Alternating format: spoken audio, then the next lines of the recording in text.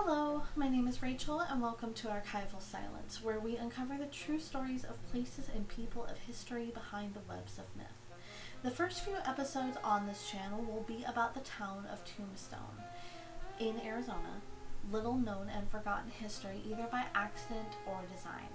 It is based on a lecture I did for the Arizona Historical Society.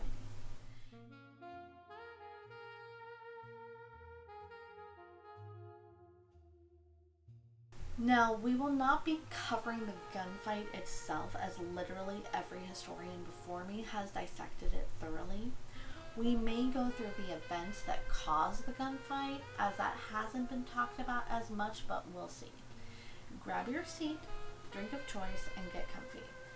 The first myth that we are going to unravel is one of a man who founded the most famous, or perhaps infamous, boomtowns in the U.S., Tombstone, Arizona.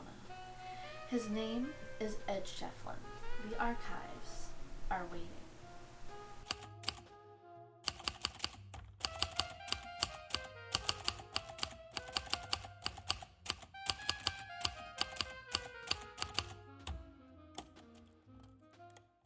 Now, the story goes that Ed was prospecting the area of Goose Flats, and a ranger told him that because of the harshness of the landscape and the danger of the natives in the area being on a rampage, all he would find was his tombstone.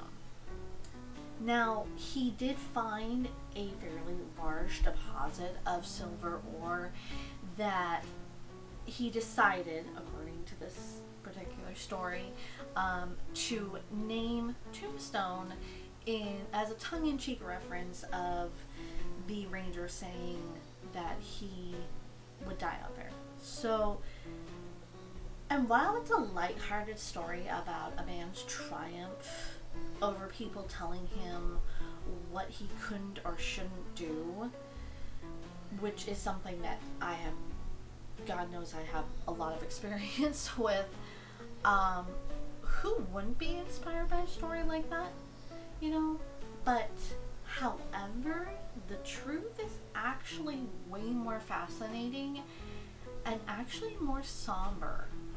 And honestly, it really makes me like Ed Schiefflin quite a bit more than when I originally started researching.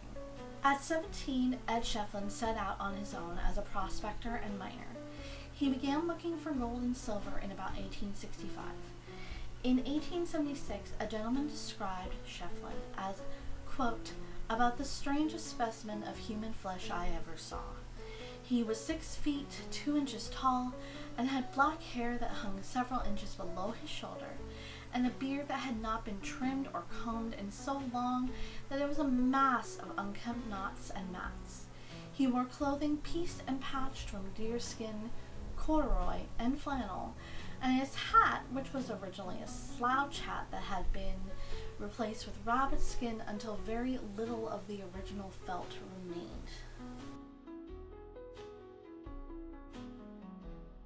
Sounds like my kind of guy. When he was 30 years old, Ed went to California to find gold. During his trip to California, Ed surveyed the Grand Canyon area as well. Unsuccessful, he heard about a group of Wallapai Indians who had been enlisted as scouts for the U.S. Army. At the time, the U.S. Army was establishing an army, basically, to combat the growing Chiricahua Apache threat, as the Army saw it, and to secure the nearby border of Mexico. Now, here's the thing, is that it was less the rampages that they were talking about, was less about the Apache being warlike and more about the government interfering with their way of life.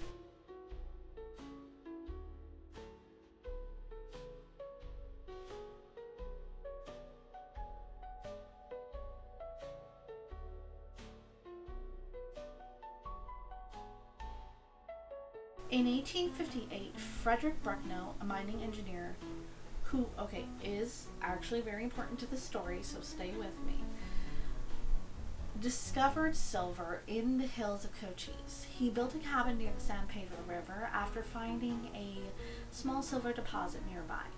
He hired 3 other white men and about a dozen Mexican miners. In September 1860, 2 of the white men were robbed and murdered at the cabin, and Bruckner was found dead in the mine with a rock drill through him. Now, there were suspects in these murders. 2 of the Mexican miners were spotted fleeing to the border and into Mexico, but nothing was made official, and there were no arrests that were made at the time of this recording.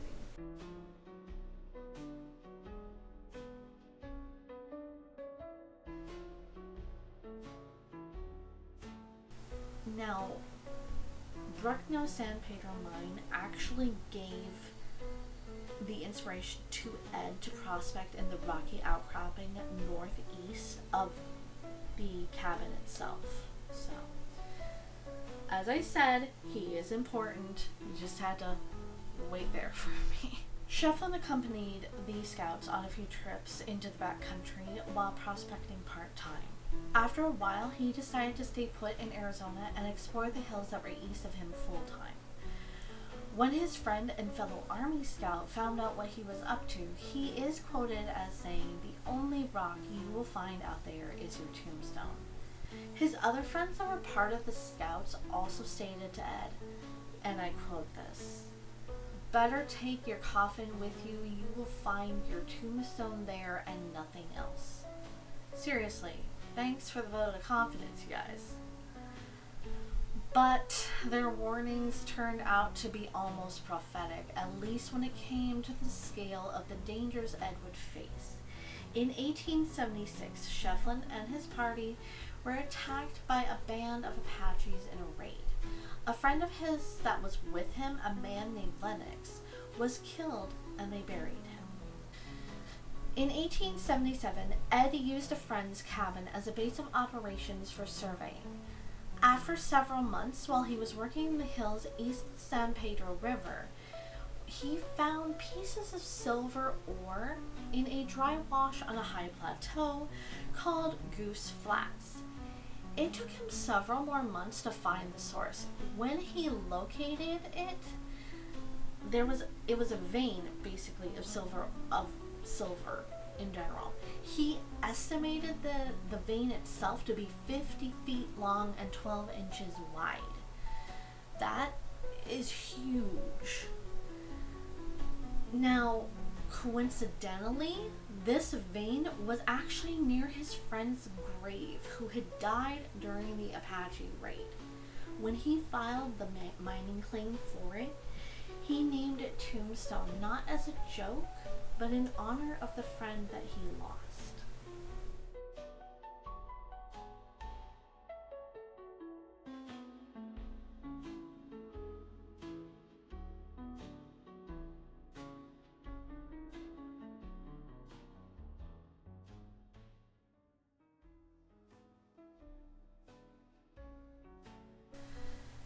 Now, this is just the first episode of Little Known History of Tombstone that's based on my lecture that I did for the Arizona Historical Society. If you liked today's episode and you wanted to see more, please like and subscribe. And also hit that little bell notification so that you don't miss a single episode. It really would mean a lot to me.